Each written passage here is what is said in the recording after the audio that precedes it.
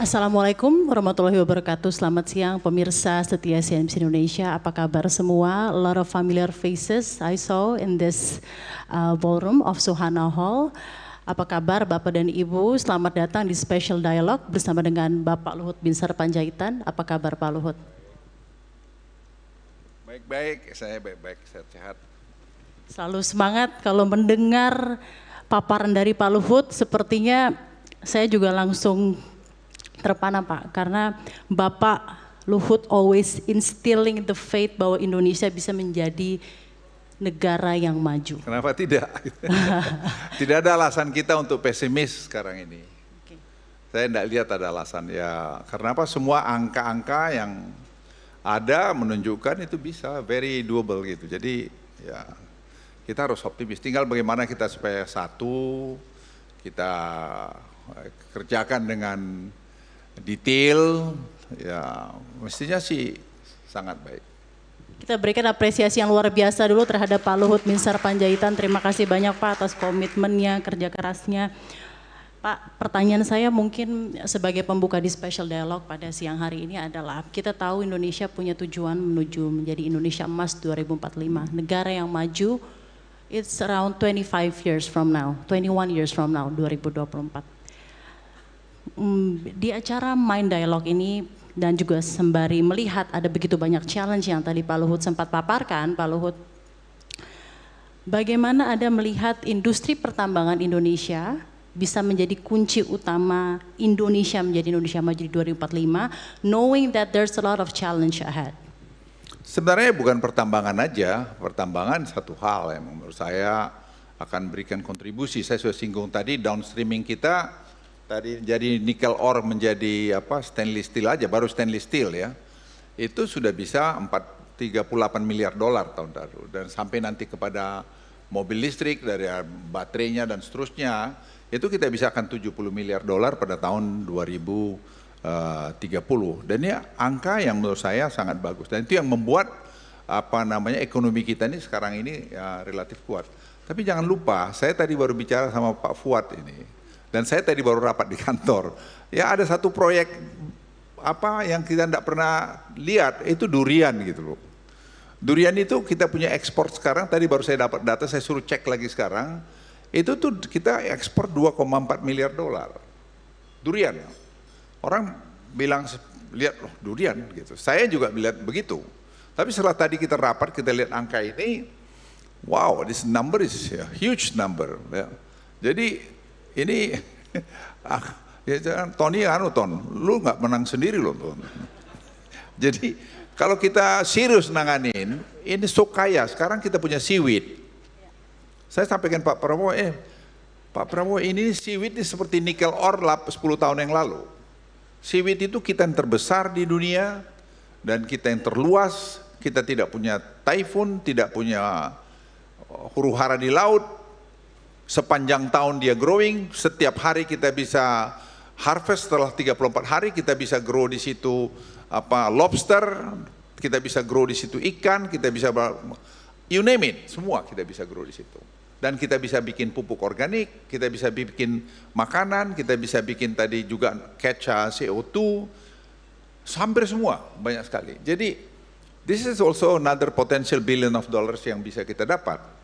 Jadi sebenarnya kalau kita tekunin, kita kerjakan dengan baik. Sekarang riset ini bukan ngomong-ngomong, kita sudah punya pilot project di mana di Lombok. Sudah research centernya ada di Lombok. Kita sudah kerjasama dengan apa namanya India Institute of Technology. Kita sudah kerjasama dengan Tiongkok. Firman yang sekarang itu ngerjakan itu sudah dari mana aja man, udah semua ya, udah semua. Kita udah punya dana untuk kerjain. Tinggal saya bilang sama presiden terpilih, ini tinggal Pak Presiden perintahin aja begitu Anda terpilih, udah ini jalan. Dan itu ciptakan lapangan kerja karena target kita adalah 1,5 juta hektar ya. Ya mana ya 1,5 juta hektar, kita akan bisa direct employee itu 1 juta orang. Jadi sebenarnya ya kita jangan hanya lihat apa namanya tambang-tambang saja, banyak sekali yang lain tadi. Pertanian, kita sangat kaya sekali. Tapi kita nggak pernah urus dengan benar, tidak pernah kita fokus. Kita kasih pemerintah yang ngerjain. Kalau pemerintah yang ngerjain pasti nggak jalan. Ya kasih pemerintah tugasnya menyiapkan infrastruktur. Nah infrastruktur disiapin, ya suruh nanti private sector yang masuk ke situ. Karena dia jangan disuruh lagi menyiapkan infrastruktur untuk itu tadi. Terima kasih Pak. Di acara ini Pak, di Mind Dialogue ini yang diselenggarakan oleh Mind ID dan CNBC Indonesia Pak, dengan seluruh stakeholders yang hadir di sini, apa yang Pak Luhut ingin sampaikan untuk industri pertambangan Indonesia lebih baik lagi ke depannya dan catching up to those numbers agar Indonesia benar bisa mengawal negeri ini sendiri. Kata tadi Bapak bilang kita harus berdikari Pak jika ingin menjadi negara maju. There's no developed countries that want us as developing countries to be developed countries seperti yang Anda sampaikan. Di sini di depan stakeholders industri pertambangan Indonesia apa yang Anda ingin disampaikan? Ya sebenarnya menurut saya sederhana ya, kita nggak usah pikir yang aneh-aneh gitu. Yang pertama saya masalah lingkungan. Oke Pak. Jadi lingkungan itu menurut saya penting sekali. Tadi ada ILO datang kantor saya dari Geneva. Saya bilang sama dia, dia pikir kita tidak suka dia datang. Saya bilang saya suka sekali, kamu pergi deh ke Morowali sana. Kamu kritik apa yang kamu kritik, nanti biar ada alasan saya tambah kuat untuk menutup tambang yang tidak comply terhadap government regulation on apa namanya climate, baik. Lingkungan ini, environment. Dia bilang begini, minister, saya bilang iya kenapa? Kita juga negara yang pengen masa depan anak cucu kita bagus. Kita tidak asal menambang untuk kita make money. Dan saya bilang sama John Kerry, saya bilang, John, you don't need to remind us about the climate change. We're not gonna issue any regulation against the interest of the next generation of Indonesia. As simple as that. As simple as that. I'm not gonna destroy my grandchildren by issuing the policy against the interest of them. So you don't need lecturing us about that. Saya ngomong terbuka itu di Bali. Don't need lecturing us. We understand. We know this well. But how to do it, that's I think the issue. Itu menyangkut pada JETP. Jadi yang mau saya sampaikan, teman-teman yang main di tambang, ya efisiensi nomor satu. Semua mainin aja digitalize. Semua di-digitalize seperti kita sekarang masuk Simbara. Simbara sekarang itu kan semua kita sudah masuk di batu bara, kita masuk di kelapa sawit, kita masuk di di timah, kita masuk juga di nikel, kita masuk semua. Sekarang kita baru tahu kelapa sawit kita itu bukan 12 juta hektar, 16 juta hektar. Setelah kita lakukan tadi pemetaan baru dengan semua digital. Jadi sebenarnya di tambang ini juga menurut saya sama, bagaimana kita memaksimalkan supaya tambang itu jadi satu ekosistem dengan segala macam mineral yang ada kita ini. Jadi tidak berdiri sendiri, dan untuk itu research. Saya juga berharap misalnya, kemarin saya bicara di UI misalnya, di di Depok. Nah memang bayangkan dana research mereka berapa kemarin, 1,6 miliar ya. Apa yang mau kamu dapat 1,6 miliar? Terus kemudian kami rapat di hotel Pullman. Bayar hotelnya aja berapa ratus juta, dia bilang. What you can get? You got nothing. Nah saya berharap teman-teman dari para pemain tambang ini bisa juga mungkin membantu universitas. Ya, membantu universitas. Kau buat studi ini, dan kami dari Marves saya udah bilang sama Firman kemarin, Man, suruh mereka buat studi. Karena kita juga tidak pernah melakukan measurement, melakukan pengukuran dari policy yang kita buat. Misalnya 5% pendidikan, jadi 20% pendidikan dari APBN itu. Apa sih dampaknya? Kita tidak pernah tahu. Saya bilang suruh aja sekarang UI bikin itu. Kerjasama dengan mana? Ya kita danain. Atau nanti sebenarnya main ID yang duitnya, atau si Tony ini kan duitnya Freeport banyak. Ya lu misalnya. Pak Tony udah berapa kali nih disebut ya Pak? Kasih tepuk tangan dulu deh untuk Pak Tony. Ya, Ton, ya lu mumpung duduk paling di depan. Sambil lu main piano gitu, main sekali-sekali gitu. I'm serious Ton. Karena menurut aku, kalau kita tidak manfaatin itu, sayang, anak-anak pintar-pintar di situ kan banyak. Kita sponsorin aja mereka untuk melakukan spesifik study mengenai apa. Itu saya kira sama tambang, jadi saya bilang tadi lingkungan, kemudian membantu sponsorin tadi research di universitas yang bagus, ada UI, ITB, kemudian tadi masalah digitalisasi, karena digitalisasi akan bagus semua. Jadi korupsi itu diliwatin lah, tuh, konflik of interest itu kita kurangin lah. Kalau kita pengen maju, kita harus kasih contoh. Lead by example, that's the best. Nggak ada lagi yang lain. Terima kasih Pak Luhut. Pak Luhut tadi di paparan Pak Luhut, Bapak juga sempat menyampaikan bahwa since pandemic, COVID-19 pandemic, a lot of countries get even more protectionist about their rare minerals and critical minerals, ya Pak ya. Tadi pertanyaannya yang saya langsung terbesit di kepala saya, kalau negara ini proteksionis, negara ini ingin maju tapi proteksionis, so where are we exactly on the map? Sebenarnya proteksionis ini kalau kita lihat, saya dulu percaya global supply chain itu. Tapi waktu COVID, saya masih ingat saya kan in charge. Waktu India lockdown, kita paracetamol aja nggak bisa import. Dan kita nggak punya. Paracetamol, saya nggak tahu berapa orang yang jadi korban itu. Kita nggak punya. Paracetamol simple one, itu dari petrochemical aja, itu saya bilang Bu Nika, Bu sekarang kita bikin aja. Itu Bu Nika langsung buat yang di mana di Cilacap sana. Nah jadi saya bilang sama Pak Presiden, saya bilang Pak at least kita harus bisa 60-70% self-sufficient. You never know, kalau terjadi seperti COVID lagi, berapa ribu yang bisa mati nanti, meninggal. Ini ya gimana saya mau beritahu, itu fact of life. Bagaimana keadaan stres waktu itu, saya sedihnya itu hari ini yang meninggal sekian, besok mulai orang-orang yang kita kenal yang meninggal. Akhirnya mulai teman dekat saya yang meninggal, yang saya nggak bisa bantu dia, padahal saya katanya powerful. I cannot help, karena begitu antrinya orang di rumah sakit di Angkatan Darat yang di dekat Taman Mini. Pak, very sad. Teman sekamar saya Taruna, saya nggak bisa tolong dia. Ini fact of life. Kan kita nggak punya apa-apa. Nah sejak itulah terjadi sebenarnya perubahan di Kementerian Kesehatan, melakukan perubahan itu, semua kita punya alat-alat Alkes sekarang kita 65-70% sudah buatan dalam negeri. Obat-obatan kita buat, sekarang vaksin kita buat, dan seterusnya. Di pertambangan saya pikir juga teman-teman harus bisa bikin downstream yang lebih didorong lebih jauh lagi, supaya kita seperti iron steel.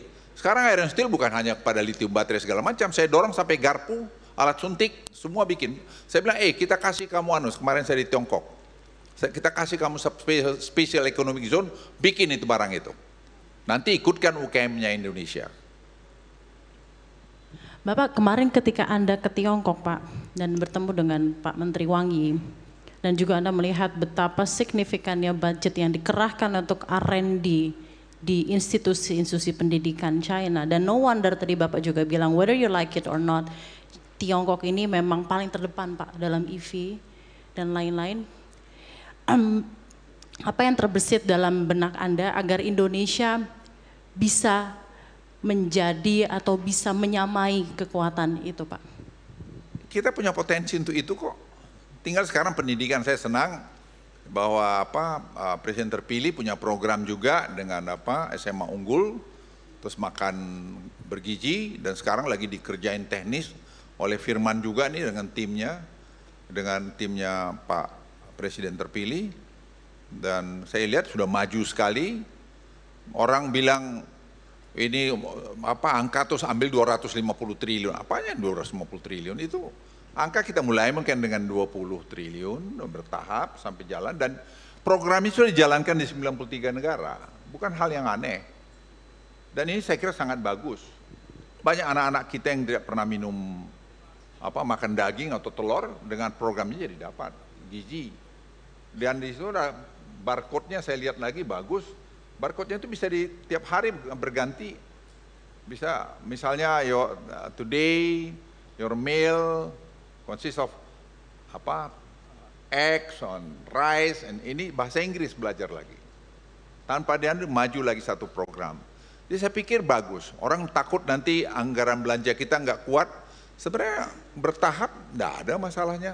Mereka bikin skenario ekonomi Seto, Firman dengan Rahmat, itu kita lihat dengan budget defisit 2,5%, kita bisa dapat 612 triliun rupiah dan kita bisa menyelesaikan tol Sumatera, kita bisa menyelesaikan juga tadi makan bergizi, kita juga bisa meneruskan pembangunan ibu kota.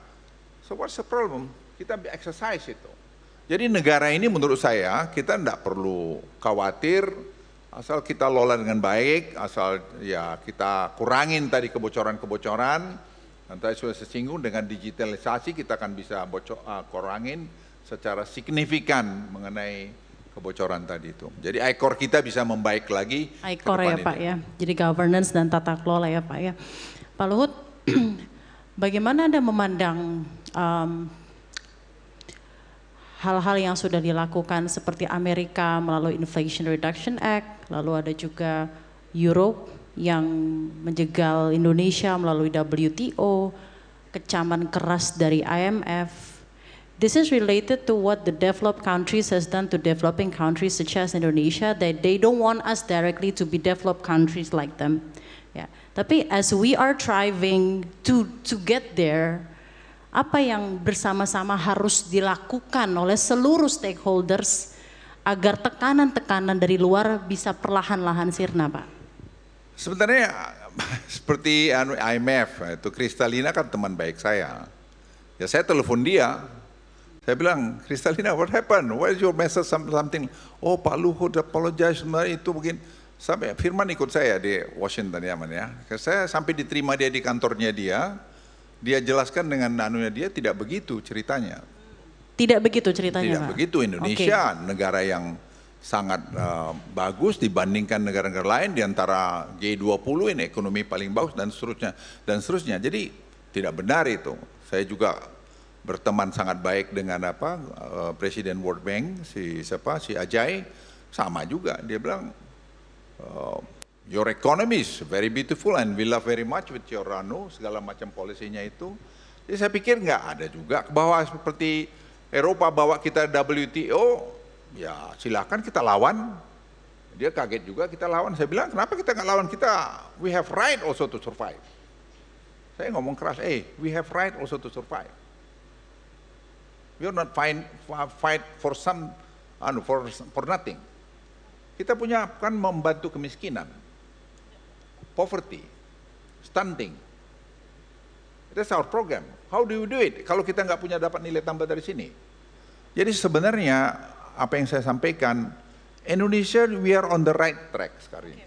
Bahwa kita kurang di sana sini ya itu bisa banyak, itu berapa presiden ke depan juga masih akan bermasalah. Tidak akan mungkin satu presiden ke depan akan menyelesaikan semua masalah Indonesia, karena akan ada masalah baru lagi yang timbul nantinya.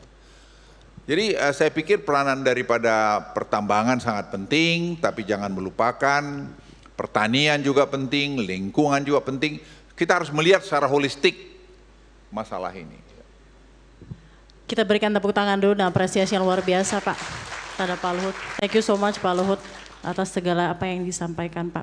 Pak Luhut, capaian dari ekspor tahun 2023 kemarin sudah begitu splendid. Nah kemarin Bapak juga sempat menyampaikan by the time 2030 jika kita sudah bisa mengekspor prekursor katoda, capaiannya akan mencapai sekitar 1.040 triliun rupiah. A very big numbers ya Pak ya. Pertanyaannya, how to get there when we know the geopolitical challenge is really excruciating Pak? Sebenarnya kita apa skenario kita ke sana sudah disiapkan. Yang nyiapin anak-anak muda juga di kantor saya itu, ya anak-anak muda yang di bawah 40 tahun semua itu. Mereka yang buat, bukan saya hanya ya mentoring mereka aja. Kemarin misalnya menarik tuh, ada satu perusahaan garment tekstil dari Tiongkok itu mau investasi Indonesia. Tadi pagi dia datang lagi ke rumah saya, dua ini. Saya terima pagi-pagi di kantor. Mereka mau membuka dia punya industri. Itu pegawainya yang saya senang sekali. Dia bilang kami pegawai 90.000 orang. Dan 90.000 orang itu dikasih asrama, kasih tinggal, kasih rumah. Itu dia mau bangun di satu, kita usulkan tadi pagi di mana di mana tadi itu namanya Kertajati. Ada Kertajati area sana dekat BYD yang dibangun. BYD bangun di sana kan, groundbreaking. Saya tanya kapan kau bisa groundbreaking, tanahnya kamu selesaikan kita groundbreaking. Saya bilang oke, saya telepon sama Menteri ATR Agus, saya bilang Gus kau bisa selesai nggak keluarkan anunya itu, apa namanya, status tanahnya. Bisa Pak, seminggu. Ya, by next month kita akan lihat mulai construction untuk tadi 90.000. Tadi saya koreksi saya 108.000. Ya, 108.000 lapangan kerja, dan juga dia mau buka di Sukoharjo. Dia bilang, apa yang kau bikin ini? Dia bilang, saya mau tarik orang semua dari mana, investor semua dari Vietnam masuk kemari. Loh, kenapa kamu tarik? Lah saya bilang lebih menarik kok kamu melayanin kami begini cepat. Saya bilang nggak ada masalah.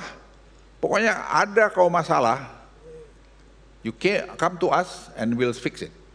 Ada Seto, you go to Seto. If you don't get the solution, you come to me.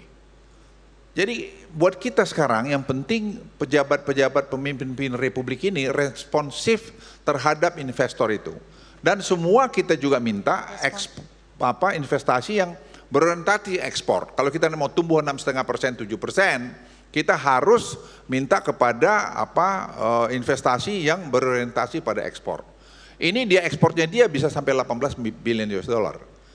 Jadi saya bilang, wow ini kita kasih karpet merah. Saya bilang, dia bilang ini perlu air, kita cari mana tempat air. Di Sukoharjo ambil dari misalnya Begawan Solo. Atau tadi ada lagi dibilang yang dekat ke Jatiluhur, ada industrial estate di sana. Jadi apa saja yang bisa kita berikan servis, ya kita beri servis. Menurut saya sebenarnya kita ini nggak usah terlalu sok-sok pintar. Kita benchmark aja ke negara-negara sekitar kita lakukan perbaikin sedikit sana sini, dan kenapa? Sama dengan itu family office. Saya bilang sama Pak Jokowi, Pak, family office itu dia ada 1.500 di Singapura. You know how much money they put there? 1.6 trillion US dollar. Kita satu family office saja nggak ada. Terus saya bilang Presiden, kalau Bapak setuju, kita coba bikin sini. Setuju Pak Luhut. Saya telepon Ajay, can you do me a favor? Dia bilang apa? Why don't you do research, study on the family office, dan juga mengenai Bali lagi untuk tadi tourist destination. Mereka mau, kita nggak keluar uang. Yang melakukan independen dari World Bank. Saya bilang, can you do it within 3 months? Dia bilang, bulan Juli, MD saya, managing director saya akan datang ke Indonesia. Sekalian aja kalian bicarain. Jadi apa yang mau saya sampaikan, Indonesia ini sekarang itu betul-betul on the right track. Regulasi yang mengedepankan investasi ya Pak ya, untuk mencapai growth yang di-desire gitu ya Pak, 6,5 sampai 7%. Bagaimana stimulating investment Pak, but a quality investment yang juga bisa tetap menjaga ESG factor dan keberlanjutan dan juga kemerataan dan manfaat untuk seluruh masyarakat Indonesia, Pak Luhut. Tadi kan sudah sibuk, tadi kita carilah investasi yang ekspor, investasi labor intensif, tapi investasi juga high tech. High tech kita lihat misalnya Sehat Sutarja, saya kawinin dengan ITB. Supaya mereka bikin kita nggak usah semikonduktor yang high tech, kita yang chip untuk mobil, untuk apa saja kita bikin. Dia mau dengan ITB, saya telepon rektor ITB, coba dikerjasamakan, karena dia kebetulan dulu di Indonesia, si Sehat Sutarja ini, sekarang dia di Amerika, dan dia juga saya temukan dengan Elon Musk, dan bicara dengan Elon Musk, mereka ya bertemu, ada bicara apa lagi. Jadi apa yang saya mau sampaikan, kita ini semua ada kok. Tapi jangan dianggap bahwa kita sempurna, jauh masih dari sempurna.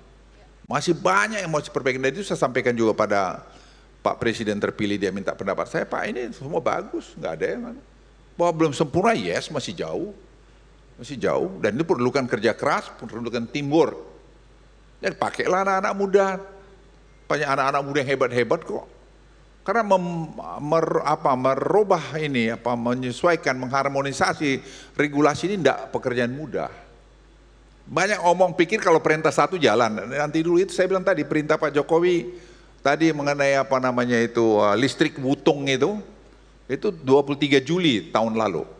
Ya, Juli ya tahun lalu. Itu baru tadi selesai. Hampir setahun. PR ya Pak ya, masih begitu banyak ke depannya.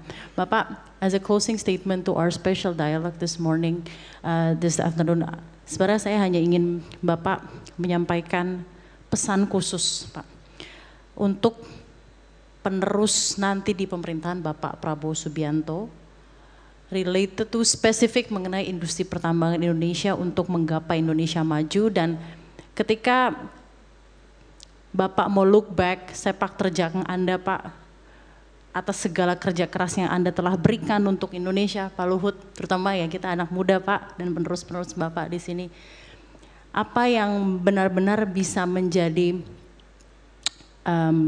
membuat Anda lega bahwa this is the future of mining industry that I aspire to be ketika Bapak berusaha menerawang ke waktu-waktu ke depan in the future? Pertanyaanmu jawabnya gimana itu? Ya saya pikir apa yang mengawain industri pertambangan ini saya titip aja, lead by example. Ya lead by example. Dulu saya di Akademi Militer dan itu selalu menjadi bagian dari hidup saya. Ada 3 disebutkan tuh, tanggap, tanggon, tringginas. Tanggap itu adalah tadi olah yuda otak kita, ya harus tetap di upgrade gitu. Yang kedua, tanggon itu tadi kita punya integritas. Integriti itu menurut saya penting sekali. Jadi kita bisa memberikan contoh tauladan kepada sekeliling kita. Ya pada dasarnya manusia itu kan punya sifat baik, sifat buruk. Makanya kita bangunlah sistem supaya kita tadi terlindungi dari keinginan-keinginan jelek kita. Banyak kita kadang-kadang dahaga kekuasaan, dahaga kemewahan itu berterus-terus saja. Ya kita harus bisa membatasi itu. Jadi appetite kita itu harus kita bisa jaga. Kalau itu saya kira bisa dilaksanakan, ya nggak usah berpikir mau bersih-bersih amat, nanti di sorga lah kau kalau bersih-bersih amat. Biasa-biasa aja, biasa-biasa aja, lakukan dengan baik. Saya yakin, hakul yakin Indonesia akan bagus, dan tadi mining industry juga akan memberikan kontribusi yang besar kepada Republik ini. Ini pesan saya sebagai senior pada Anda yang mengawain industri-industri pertambangan. Anda akan memberikan kontribusi yang paling besar, dan sekali lagi saya titip, kalau boleh tadi universitas tadi, ya Anda bisa 2 ya 1 universitas, Anda bantu, dan spesifik studi apa yang Anda minta dari mereka, sehingga mereka olah berpikirnya, timnya itu juga bisa terasah. Kan kita bisa mengejar seperti Tiongkok, karena saya lihat Tiongkok itu sangat maju karena tadi researchnya.